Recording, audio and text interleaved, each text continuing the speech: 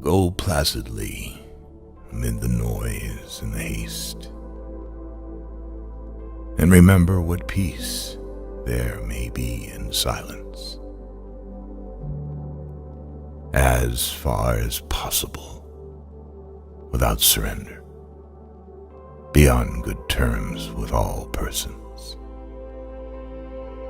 Speak your truth quietly and clearly, and listen to others, even to the dull and the ignorant. They too have their story.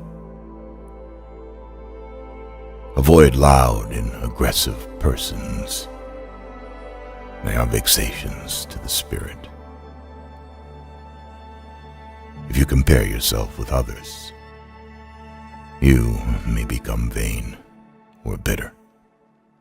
For always there will be greater and lesser persons than yourself. Enjoy your achievements as well as your plans. Keep interested in your own career, however humble. It is a real possession in the changing fortunes of time. Exercise caution in your business affairs, for the world is full of trickery. But let this not blind you to what virtue there is. Many persons strive for high ideals, and everywhere life is full of heroism. Be yourself. Especially do not feign affection.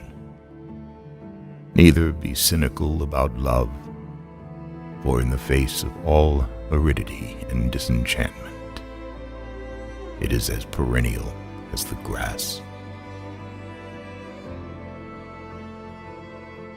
Take kindly the counsel of the years, gracefully surrendering the things of youth.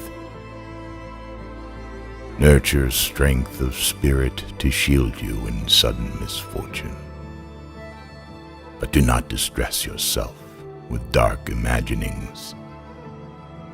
Many fears are born of fatigue and loneliness. Beyond wholesome discipline, be gentle with yourself. You are a child of the universe, no less than the trees and the stars. You have a right to be here. And whether or not it is clear to you, no doubt the universe is unfolding as it should. Therefore, be at peace with God, whatever you conceive him to be. And whatever your labors and aspirations in the noisy confusion of life, keep peace in your soul. With all its sham, drudgery, and broken dreams, it is still a beautiful world. Be cheerful. Strive to be happy.